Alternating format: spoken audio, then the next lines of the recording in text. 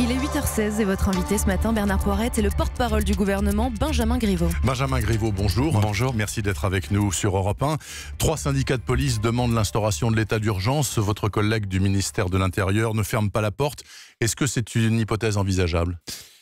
D'abord, il faut rendre hommage aux forces de l'ordre qui hier ont été mises à très rude épreuve, Oui. en particulier à Paris, pas uniquement à Paris, Non.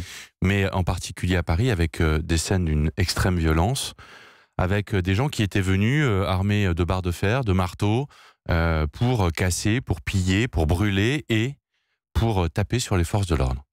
Donc il faut leur rendre hommage, d'abord parce qu'ils ont gardé un immense sang-froid.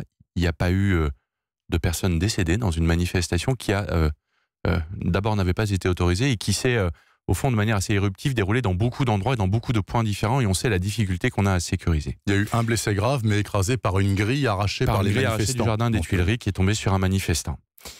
Et donc d'abord leur rendre un immense hommage parce qu'on avait 4600 forces de l'ordre hier déployées dans Paris et elles ont été d'un immense professionnalisme. Il n'empêche que ça n'a pas été suffisant pour empêcher.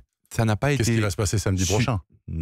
Verrons samedi On va prochain. voir. Et donc il faut réfléchir aux mesures qu'on peut prendre pour éviter que ce type, non pas d'incident, mais de très graves manifestations de violence sur la voie publique puissent se reproduire à Paris.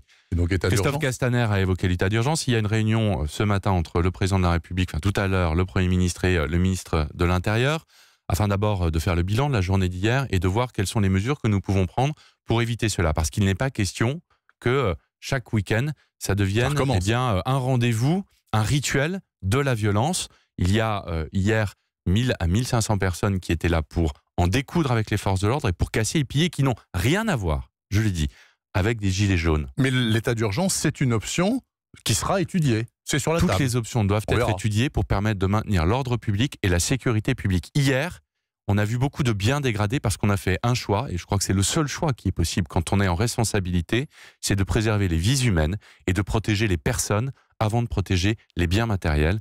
Et nous en avons été bien inspirés au regard de la violence qui s'est déployée hier.